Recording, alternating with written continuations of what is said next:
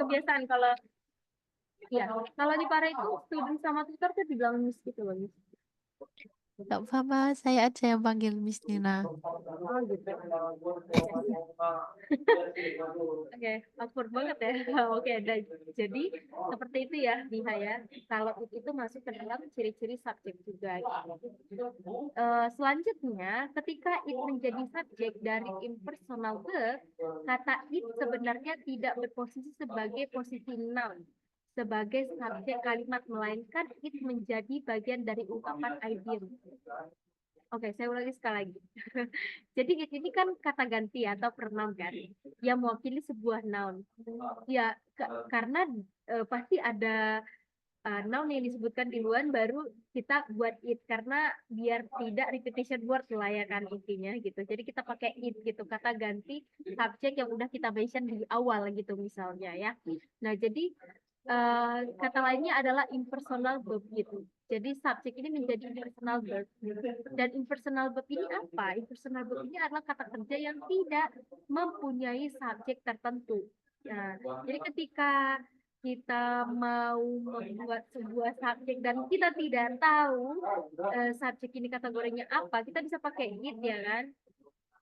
Dan biasanya kan kalau verb itu selalu diikuti oleh subjeknya apa gitu. Misalnya si, he, dia dipakai verb yang singular gitu ya. Kalau they, we, you dia pakai verb yang plural nah, kayak gitu. Nah, kalau yang di sini dia tidak ditentukan gitu loh. Jadi bebas gitu.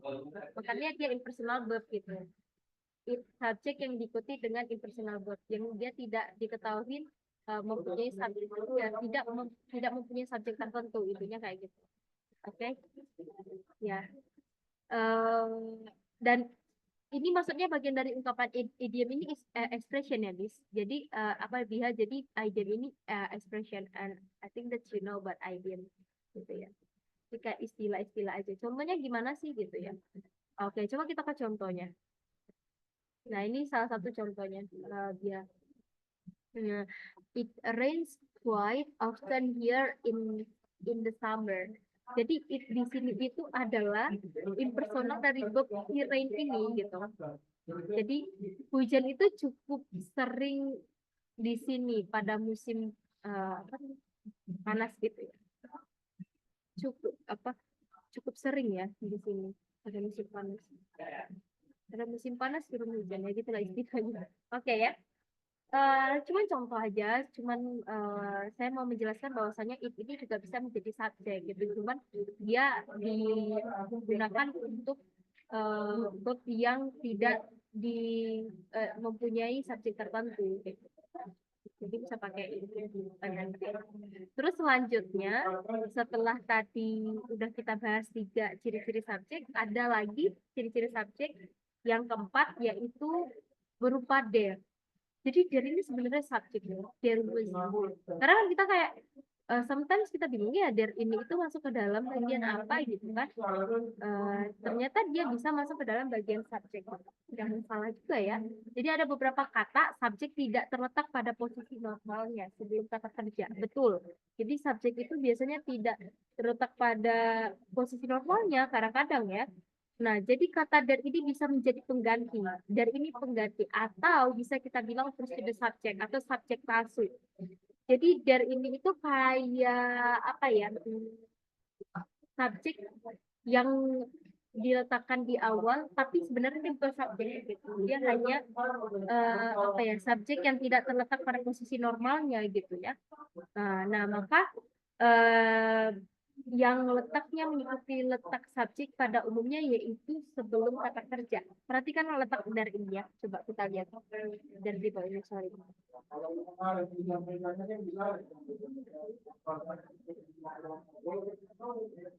Nah, coba ini. There was a fire in that building last month. Di sini, was-nya itu jadi tuh. There-nya itu subjek. Karena kan begitu tadi ada 2 ya bentuknya, ada auxiliary, ada ordinary. Jadi bus itu juga masuk ke dalam verb. Gitu. Nah, Jadi di sini nggak masalah. Jadi kita jangan khawatir. Kok there was mana subjeknya gitu. Nah subjeknya itu there gitu. Jadi kata there sebagai person subjek dan kata a fire itu sebagai subjek. Sebenarnya subjeknya mana sih? Sebenarnya subjeknya a fire sih, bukan there. Dia itu apa aja subjek palsu gitu. Jadi kita bisa aja bilang there was a fire in that building lah, atau there were many students in the room gitu. Jadi kan sometimes kan kita kadang-kadang ada banyak siswa di kelas ini atau ada banyak buku di perpustakaan gitu. Berarti kita bilangnya there are many books in the library misalnya gitu kan. Nah, sebenarnya itu masuk dalam satu sentence subject agreement loh, karena dia ada subjeknya walaupun sebenarnya kita masih berapa subjeknya itu di mana gitu. Nah, subjeknya itu sebenarnya ada di setelah benar itu tadi gitu. Where itu tadi gitu. Jadi subjeknya many student. Oke. Nah, maka berarti dalam kalimat di atas itu tidak ada kompleks dong. Tidak ada kompleks atau objeknya. Benar nggak? Iya, betul. Jadi dia tidak ada objeknya di sini. Komplemennya. Jadi karena komplemennya bukan hal yang harus ada dalam sebuah kalimat. Itu betul gitu. Jadi jangan salah ya, Miss ya. Apa biaya in that building ini tuh bukan komplemen. Dia itu modifier sebagai modifier of place namanya. Gitu. Ini times. Jadi di sini cuma ada modifier, tapi komplemennya tidak ada. Gitu. Dan komplement itu tidak harus ada dalam satu sentence.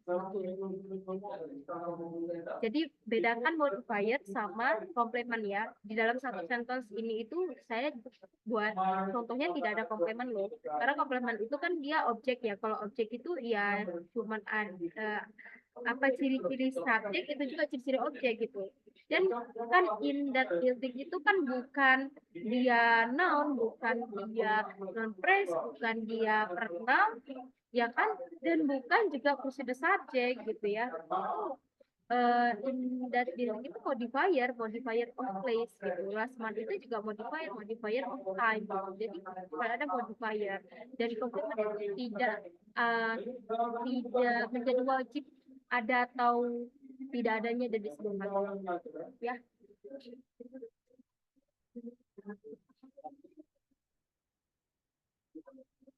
Oke, nah selanjutnya kita masuk ke kata kerja. Berarti kita udah ini ya harus paham dan harus hafal ya apa-apa aja yang bisa jadi subjek ya. Ada 4 ya tadi.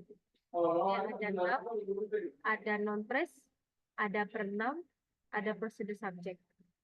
Jadi ada 4 gitu. Oke, ingat aja. Nah, dan apapun yang bisa jadi subjek itu juga bisa jadi objek, Mas.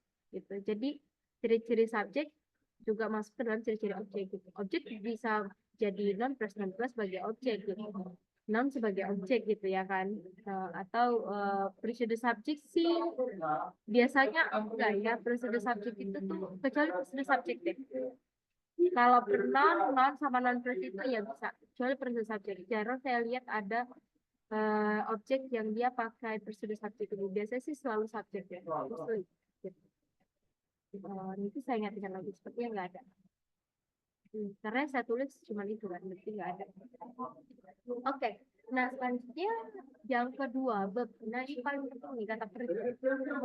Jadi verb ini nih sebenarnya apabila ada dua bentuk. Ada namanya verb auxiliary dan ada lagi satu itu verb ordinary. Jadi ada dua, auxiliary sama ordinary. Auxiliary itu apa? Auxiliary itu adalah kata kerja bantu. Ordinary itu adalah kata kerja inti. Jadi harus paham auxiliary sama ordinary gitu. Sometimes kita sering mengucapkan, tapi kita nggak tahu pemaknaannya dan kita nggak tahu istilahnya itu karena kita nggak belajar grammar gitu. Kita hanya mengimplementasikan, tapi karena kita sudah mengimplementasikan ya kita harus paham apa yang kita ucapkan itu sesuai nggak dengan grammar. Ada nggak grammar? Ada nggak booknya gitu ya dalam satu sentence. Jadi kita speaking pun kita juga harus make sure yang kita ucapin itu udah complete sentence nggak sih, udah subject to agreement nggak sih gitu ya, udah ada verbnya nggak. Kadang-kadang kan orang bingung ya apa yang kita omongin karena kita itu terdistract dengan bahasa Indonesia yang tidak ada verb. Karena bahasa Inggris itu ada verb, ada text signalnya gitu ya. Nah, kadang-kadang orang jadi misunderstanding, what do you mean gitu ya. Tapi yang kamu langsung gitu karena itu dia, kita enggak memperbaiki bahasa Indonesia. Menurut saya sih the most important thing if you want to learn English, you can learn Indonesia well. Ini 10 menit akan berakhir, nanti Miss Biha masuk lagi ya. Biha masuk lagi dengan link yang sama. Oke. Nah, jadi tadi ada dua ya. Ketika verb auxiliary sama verb ordinary Biha gabung ini jadi satu, jadi verb phrase. Contoh ya, contoh misalnya is doing, misalnya she is talking for them misalnya. Dia sedang berbicara dengan mereka, with them misalnya gitu ya. Si is-nya itu kan auxiliary ya. Is-nya itu auxiliary, terus talking-nya itu kan ordinary ya. Nah, jadi verb phrase dia. Gitu. Itu yang maksud saya verb phrase. Nah, jadi verb phrase itu ketika ada penggabungan auxiliary sama ordinary. Tapi kalau tidak ada penggabungan dia bukan verb phrase. Ya udah dia jadi verb aja. Gitu. Bukan verb phrase. Nah, jadi verb phrase itu penggabungan. Seperti itulah intinya. Gitu ya. Jadi betul di sini coba dilihat coba di sini. Jadi verb dapat berupa kata kerja tunggal atau frasa. Nah, verb dapat berupa kata kerja tunggal atau frasa. Kalau frasa dan apa namanya? Kalau dia frasa berarti ya udah jadi verb phrase dia. Dan verb phrase ini adalah frasa yang terdiri dari gabungan. Ini tadi yang saya bilang, gabungan auxiliary. Nah, di sini tuh kata kerja kata kerja tunggal, tapi istilahnya lain itu adalah ordinary. Jadi auxiliary sama ordinary. Ya udah, ordinary itu kata kerja tunggal ya kan, atau kata kerja inti yang dia bisa berdiri sendiri.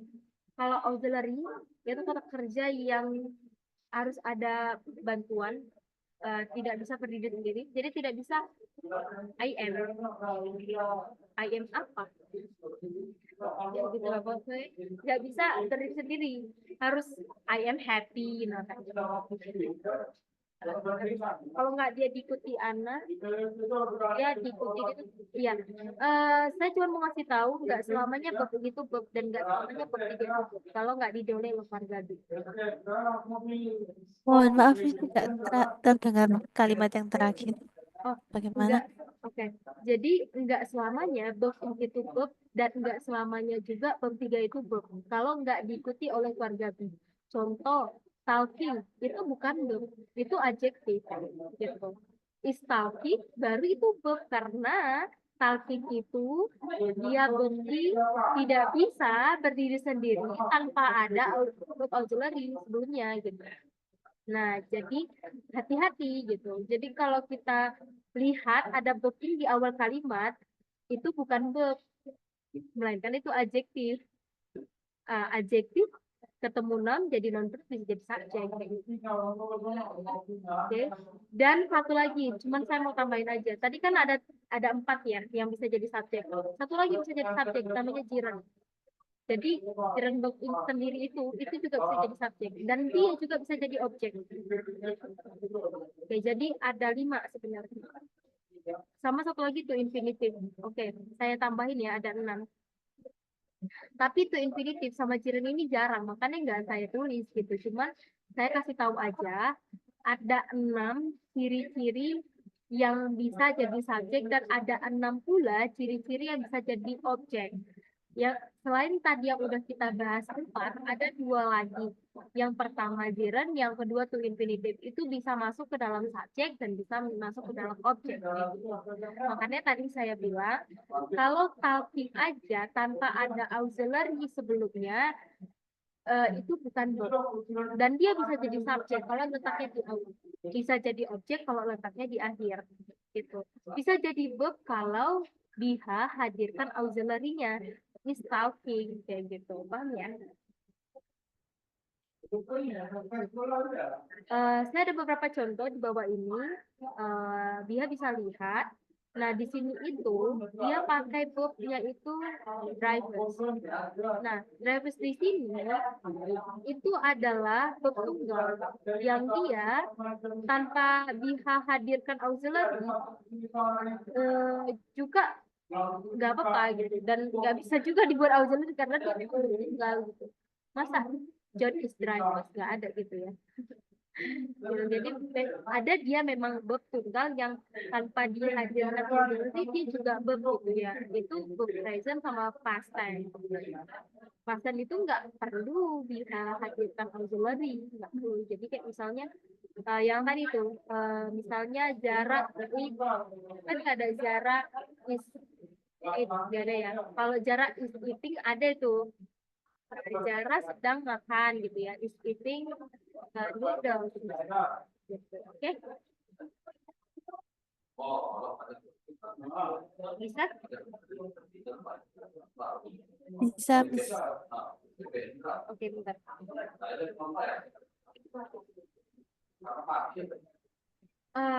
Nah, jadi seperti itu ya, Bunda. Jadi ingat-ingat aja selalu kalau kompleks sentence itu harus bisa apa ya, buat kata-kata yang dia ada babnya gitu ya. Jadi kita kata-kata yang ada maksudnya, iya satu sentence itu harus ada babnya gitu. Jadi itu artinya kalau mau jadi sakit. Oke. Nah, jadi Oke. kata drives itu adalah main verb. Contoh lain lagi misalnya, they go to school every day.